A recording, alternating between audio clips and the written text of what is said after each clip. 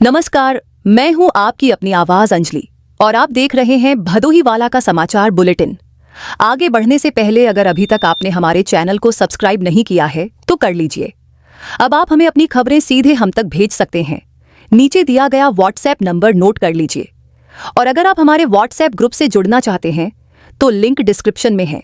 आइए नजर डालते हैं आज की प्रमुख खबरों पर। खबर की शुरुआत करते हैं लखनऊ से भदोही के लिए आई एक बड़ी खबर से। ये खबर जिले की स्वास्थ्य सुविधाओं को लेकर बेहद जरूरी है। यूपी के 31 अस्पतालों को आधुनिक उपकरणों से लैस किया जाएगा। इसके लिए 10 करोड़ 74 लाख रुपये की धनराशि की गई है। डिप्टी सीएम ब्रजेश पाठक ने कहा कि रोगियों को उच्च कोटि के इलाज की सुविधा मुहैया कराने के लिए सरकार लगातार कदम उठा रही है। सरकारी अस्पतालों को अपग्रेड करने का काम चल रहा है। इनमें वाराणसी लखनऊ के 4 अस्पताल, औरैया सीतापुर अयोध्या मऊ बांदा के 2 अस्पताल, जालौन मैनपुरी महाराजगंज भदोही झांसी बाराबंकी मेरठ फर्रुखाबाद आजमगढ़ लखीमपुर खीरी हरदोई जौनपुर भी शामिल हैं। अब जिले की स्वास्थ्य सुविधाओं की जमीनी हकीकत भी देख लेते हैं।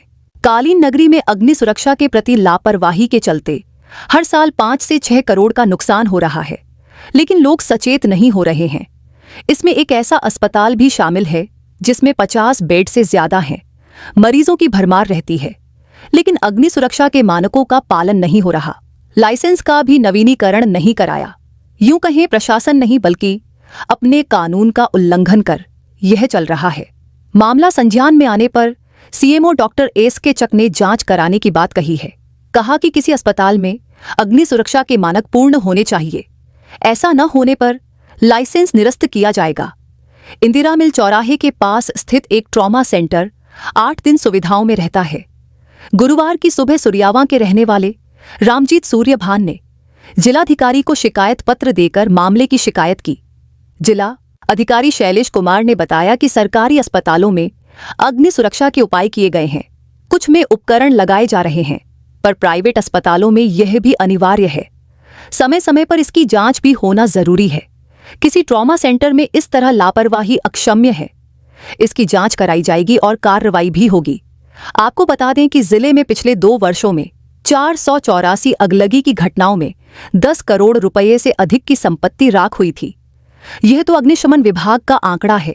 वास्तविकता के धरातल पर नुकसान का आंकड़ा इससे कई अधिक नहीं है। ऐसे में आगे भी इस पर ध्यान नहीं दिया गया। प्रतिष्ठानों में आग लगने की घटना हुई तो हाथ में सिर्फ राख ही आएगी। अग्निशमन विभाग जागरूकता अभियान चलाता है। देखते हैं जिले की अगली बड़ी खबर। भदोही पुलिस ने बुधवार को ऑपरेशन क्लीन के तहत 3.76 लाख रुपए की कीमत के अवैध मादक पदार्थों को नष्ट किया है। पुलिस अधीक्षक अभिमन्यु मांगलिक के नेतृत्व में जिला स्तरीय ड्रग डिस्पोजल कमेटी ने यह कार्रवाई की। जिले के 2 थानों में दर्ज 3 मामलों से जब्त किए गए मादक पदार्थों को नष्ट किया गया। इनमें 13 किलो अवैध गांजा और 16,757 डायजेपाम की गोलियां 3 किलो शामिल थीं। न्यायालय के आदेश पर गठित जिला स्तरीय ड्रग डिस्पोजल कमेटी ने 24 सितंबर 2025 को यह कार्रवाई की। मादक पदार्थों को प्रयागराज के थाना हंडिया क्षेत्र में स्थित संगम मेडिसर्व प्राइवेट लिमिटेड के इंसिनेटर में नष्ट किया गया। अपर पुलिस अधीक्षक श्री शुभम अग्रवाल के मार्गदर्शन में यह अभियान चलाया गया। देखते हैं अगली बड़ी खबर। काशी नरेश राजकीय स्नातकोत्तर महाविद्यालय में 1.5 करोड़ की लागत से मल्टीपर्पज हॉल का निर्माण कराया जाएगा। राष्ट्रीय उच्चतर शिक्षा अभियान के तहत हॉल बनाया जाएगा। इसके लिए उच्च शिक्षा निदेशालय से बजट आवंटित हो गया है। महाविद्यालय के भौतिक विज्ञान संकाय के समीप दक्षिणी छोर पर जमीन चिह्नित कर ली गई है। जल्द ही निर्माण कार्य शुरू होगा। प्रदेश के प्राचीन महाविद्यालयों में शामिल काशी नरेश राजकीय स्नातकोत्तर महाविद्यालय में स्नातक के अलावा परास्नातक के 19 विषयों की पढ़ाई होती है। कॉलेज में 7,000 के आसपास छात्र छात्राएं अध्ययनरत हैं। महाविद्यालय में वैसे तो कई नए और पुराने भवन हैं, जिनमें अलग अलग विषयों की कक्षाएं चलती हैं। एक बहुउद्देशीय हॉल में सेमिनार आदि के आयोजन होते हैं। बजट भी जारी कर दिया गया है। उच्च शिक्षा विभाग ने हॉल बनाने के लिए कार्यदायी संस्था भी नामित कर दी है। जल्द ही इसका निर्माण शुरू हो जाएगा। करीब 200 से 250 छात्र छात्राओं की क्षमता वाले मल्टीपर्पज हॉल में पढ़ाई के साथ ही छोटे सेमिनार आदि भी आयोजित हो सकेंगे। प्राचार्य डॉक्टर रमेश चंद्र यादव ने कहा कि 1.5 करोड़ से मल्टीपर्पज हॉल का निर्माण होना है। भौतिक विज्ञान कक्ष के समीप जमीन चिह्नित की गई है। बढ़ते हैं अगली खबर की ओर। उत्तर प्रदेश कांग्रेस कमेटी के आह्वान पर बुधवार को भदोही में एक विशेष हस्ताक्षर अभियान का आयोजन किया गया। ये कार्यक्रम ब्लॉक भदोही के ग्राम पंचायत कुरैया में आयोजित किया गया। इसमें बड़ी संख्या में ग्रामीणों ने भागीदारी की। उत्तर प्रदेश कांग्रेस कमेटी के कोऑर्डिनेटर दयाशंकर पांडेय ने कहा कि भाजपा सरकार जनता के विश्वास पर खरी नहीं उतरी है। जिला कांग्रेस कमेटी के अध्यक्ष वसीम अंसारी ने इस हस्ताक्षर अभियान को जनता की आवाज बताया। उन्होंने कहा कि कांग्रेस पार्टी किसानों, नौजवानों, मजदूरों और शोषित वर्गों के अधिकारों के लिए संघर्ष कर रही है। ब्लॉक अध्यक्ष शिव पूजन मिश्रा ने कहा कि वर्तमान सरकार की नीतियों से हर वर्ग प्रभावित है। जिला महासचिव मनोज गौतम ने इस आंदोलन को जन आंदोलन बताते हुए कहा कि यह हस्ताक्षर अभियान जनता के असंतोष को प्रकट करता है। रुख करते हैं अगली खबर की ओर। जिले के थाना सुरियावा पुलिस ने 24 सितंबर 2025 को एक बड़ी कार्रवाई में कुख्यात अपराधी को गिरफ्तार किया है। महाकाल उर्फ संतोष उपाध्याय मधुपट्टी का रहने वाला है। संतोष उपाध्याय के खिलाफ विभिन्न थानों और अन्य जनपदों में कुल 21 मामले दर्ज हैं। जिला मजिस्ट्रेट भदोही ने 22 जुलाई 2025 को इस अपराधी को 6 महीने के लिए जिला बदर घोषित किया था। पुलिस को मिली सूचना के आधार पर महाकाल को उसके गांव मधुपट्टी से गिरफ्तार किया गया। थाना सुरियावा में इसके खिलाफ मुकदमा अपराध संख्या 322/25 के तहत उत्तर प्रदेश गुंडा अधिनियम की धारा 10 में मामला दर्ज किया गया है। न्यायालय ने अभियुक्त को 14 दिन की न्यायिक हिरासत में भेज दिया है। थाना सुरियावा में दर्ज HS नंबर 15A के अनुसार ये अपराधी पुलिस के रडार पर था। आगे बढ़ते हैं। जनपद के ऊंच थाना क्षेत्र के कुरमैचा गांव में बुधवार सुबह उस समय हड़कंप मच गया जब एक घर में दिनदहाड़े चोरी की बड़ी घटना सामने आई। जानकारी के अनुसार बुधवार की सुबह लगभग 8 बजे महिला दीपा पांडेय पत्नी मोनू पांडेय के घर में चोरों ने धावा बोल दिया। चोरों ने घर में रखे 7 बक्सा और 2 अलमारी को तोड़कर कीमती सामान पार कर दिया। महिला ने बताया कि चोर केवल कपड़े और बर्तनों को छोड़कर बाकी कीमती सामान उठा ले गए।